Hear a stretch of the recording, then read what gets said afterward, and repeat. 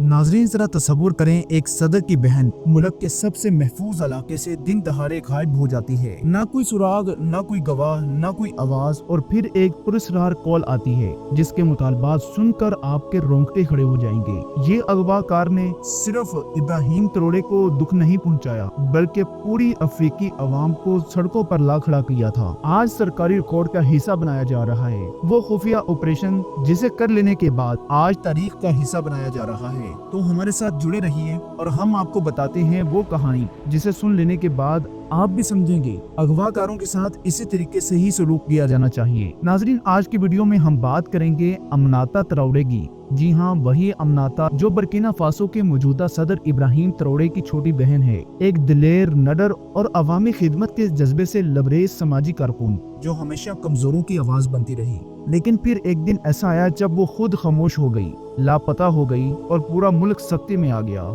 इनके मोबाइल का सिग्नल भी अचानक बंद हो गया और शुरू में लगा कि शायद कोई मामूली हमला हो, लेकिन जब इंटेलिजेंस अदारों ने तस्दीक की कि ये एक बाकायदा मनसूबा बंद अगवा है, तब जाकर हुकूमत की नींदें उड़ गईं। मगर सवाल ये है कि आखिर एक सदर की बहन को अगवा करने की जुर्रत किसने की? क्या ये किसी दहशतगर्द गिरोह का काम था या फिर दुश्मन मुल्कों की खुफिया एजेंसियों की कोई साजिश, या कहीं ये मंसूबा अंदर के ही किसी अपने ने नहीं रचाया था? अगर हाँ तो वो कौन था और आखिर अमनाता को कहां और किस हालत में रखा गया? और सबसे बड़ा सवाल, क्या सदर तराउड़े ने अपनी बहन को बचाने के लिए कौन सा खुफिया ऑपरेशन शुरू किया? ये तमाम राज और धमाका खेज इंकशाफात आपको इसी वीडियो में मिलेंगे। इसलिए आपसे गुजारिश है कि इस वीडियो को आखिर तक लाजमी देखिएगा, क्योंकि ये वीडियो आगे जाकर बहुत ही ज्यादा दिलचस्प होने वाली है। नाजरीन, ये बात है उस बदकिस्मत दिन यानी 17 मार्च की दोपहर का वक्त था जब बर्किना फासो के शहर वागाडोगो के महफूज तरीन इलाके में वाक़े इमाम मालिक स्कूल की घंटी बजी और तलबा हस्बे मामूल स्कूल से निकलना शुरू हुए। इन्हीं में से एक नन्ही सी लड़की भी थी जिसका नाम अमनाता तराउड़े था और वो सदर इब्राहिम तराउड़े की लाडली बहन है। वो रास्ता जो अमीना रोज स्कूल से घर तक तय करती थी सिर्फ 15 मिनट का था, लेकिन उस दिन कुछ अलग होने जा रहा था। दोपहर ठीक 3:25 पर स्कूल के गेट से निकलने के बाद अमाना जैसे ही घर की तरफ रवाना हुई, अचानक सब कुछ बदल गया। सीसीटीवी कैमरे जो स्कूल के दाखिली और खारजी रास्तों पर लगे हुए थे, ऐन उसी वक्त बंद हो गए। ना कोई तस्वीर बची, ना कोई वीडियो और ना ही कोई सराग। शाम को जब अमीना वक्त पर घर न पहुंची तो पहले माँ ने समझा शायद दोस्तों के साथ रुक गई होगी, लेकिन जब शाम के 4:45 पर भी उसका फोन बंद मिला तो जैसे पूरा घर लर्ज उठा हो। माँ की कपकपाती उंगलियों ने सदर इब्राहिम तरोड़े को फोन किया और सिर्फ एक जुमला कहा, अमीना अब तक घर नहीं पहुंची और इसका फोन भी बंद जा रहा है। इब्राहिम तरोड़े उसी वक्त वजीर दिफा के साथ एक निहायत अहम सिक्योरिटी इजलास में मसरूफ थे, लेकिन माँ के वो लरजते अल्फाज उनके सीने पर गोली बनकर लगे। उन्होंने बगैर एक लम्हा जाया किए इजलास छोड़ा और फौरन नेशनल सिक्योरिटी फोर्सेस को हाई अलर्ट कर दिया। तमाम इंटेलिजेंस यूनिट्स को हदायत जारी की गई, इमरजेंसी प्रोटोकॉल्स फॉलो कर दिए जाएं। शाम 6 बजे के बाद शहर के कोने कोने में तलाशी शुरू हो गई, लेकिन जो वक्त गुजरता गया उम्मीदें मदम होने लगी और तब सिक्योरिटी कैमरों का सच सामने आया। न सिर्फ स्कूल के कैमरे बल्कि वो तमाम कैमरे जो अमीना के रोजमर्रा रास्ते पर नस्ब थे, एक ही वक्त में बंद हो चुके थे। ये कोई हादसा नहीं बल्कि दुश्मन की चाल थी। नाजरीन, उस दिन सूरज सिर्फ आसमान पर नहीं बल्कि इब्राहिम तरोड़े के दिल पर भी आग बरसा रहा था। जब एक बाप जैसा भाई अपनी छोटी बहन के बारे में कुछ सुनने को तरस रहा हो, जब हर लम्हा ऐसे लगे जैसे दिल की धड़कनें बिखरने वाली हैं, तो वो सदर नहीं रहता, वो सिर्फ एक बेबस इंसान बन जाता है। यही कुछ उस वक्त इब्राहिम तरोड़े के साथ हो रहा था। उनकी आंखों के सामने बिलाशुबा एक पूरा मुल्क था, मगर कान माँ की लरजती आवाज में उलझे हुए थे और दिल सिर्फ एक 14 साल बच्ची की खामोशी में फंस गया था। फौजी इजलास छोड़कर जब वो अपनी सिक्योरिटी टीम के पास पहुँचे तो कमरे की फिजा में एक अजीब खामोशी थी। सब नजरें झुकी हुई थी, जैसे किसी बड़े नुकसान का खौफ सबके अंदर बोल रहा हो। सिक्योरिटी चीफ ने बेबस अंदाज में सिर्फ इतना ही कहा, सर हमें एक मसला दरपेश है। स्कूल से घर तक जितने भी कैमरे थे सब एक ही लम्हे बंद हुए और जो 2 गार्ड अमीना को रोज स्कूल से वापस लेकर आते थे वो हमें एक खाली गाड़ी में बेहोश मिले हैं। इब्राहिम इब्राहिम ट्राओरे का चेहरा उसी लम्हे किसी तूफान की तरह संजीदा हो गया। उन्होंने फौरन पूरे बर्किना फासो में इंटेलिजेंस को मुतहर्रिक कर दिया। हर शहर, हर बस्ती, हर गली की निगरानी बढ़ा दी गई। दिल में एक ही जुमला बार बार गूंज रहा था कि ये जंग अब सिर्फ तख्त की नहीं, ये जंग मेरी बहन की सांसों की है। मीडिया पर कोई खबर नहीं दी गई, कोई अवामी ऐलान नहीं किया गया, तफ्तीशी टीमों को सख्ती से खामोश रहने का हुक्म दिया गया। ये मामला अब बहुत बड़ा हो चुका था। ना कोई कॉल आई, ना तबान मांगा गया, ना किसी गिरोह ने जिम्मेदारी कबूल की। ऐसा लगता था जैसे जमीन ने निगल लिया हो या आसमान ने छुपा लिया हो। मगर जितना पुरसुकून मंजर बाहर से नजर आ रहा था, अंदर वैसा ही तूफान पड़ रहा था। सदर ट्राओरे ने दिन रात अपनी खुफिया टीम्स के साथ जुड़े रहे। रातों को सोते नहीं, बल्कि हर घंटे की रिपोर्ट खुद सुनते। इनके लिए ये मामला न सफारती था न सियासी, ये जाती, जज्बाती और अब इज्जत का मसला बन चुका था। चौथी रात के सन्नाटे में बैठे वो बस एक दुआ कर रहे थे कि कहीं भी हो, महफूज हो। अचानक उनके जाती फोन की स्क्रीन पर रोशन हुई एक अनजाना सा नंबर। वो वक्त था रात के 11:30 बजे। जैसे ही उन्होंने फोन कॉल कान के साथ लगाई, दूसरी तरफ से एक ऐसी आवाज आई जिसमें न दर्द था न हमदर्दी, बस एक ही जुमला, तुम्हारी बहन जिंदा है। फिर इसे संजीदा लहजे में कहा, नाम जानने की जरूरत नहीं, बस ये जान लो कि अगर तुम चाहते हो कि तुम्हारी बहन वापस आए तो तुम्हें हमारे कुछ मुतालबात मानने होंगे। वो मुतालबात एक एक करके सामने आने लगे और हर मुतालबे जैसे बर्किना फासो की खुद मुख्तारी पर चाकू चला रहा हो। कहा गया, सोने की तमाम कानें जो तुमने कौमी तहवील में ली हैं वापस कर दो। चीन के साथ जो यूरेनियम का मुआहिदा किया है खत्म कर दो और अपनी आजादी की मुहिम जो तुम अफ्रीका के लिए चला रहे हो बंद कर दो। इब्राहिम ट्राओरे की आंखों में खून उतर आया, मुट्ठी बंद हुई। जब वो बोले तो आवाज में वही गर्ज थी जो एक इनकलाबी रहनुमा की पहचान होती है। उन्होंने कहा कि अगर मैं इनकार कर दूं तो जवाब में वही बेरहम आवाज आई, तो तुम्हारी बहन जल्द ही एम्स्टर्डम में एक नई नौकरी पर होगी, क्योंकि 14 साल लड़कियों की आलमी मंडी में बड़ी मांग है। नाज़रीन, ये सिर्फ धमकी नहीं थी, ये अफ्रीका के दिल में खोपा गया खंजर था।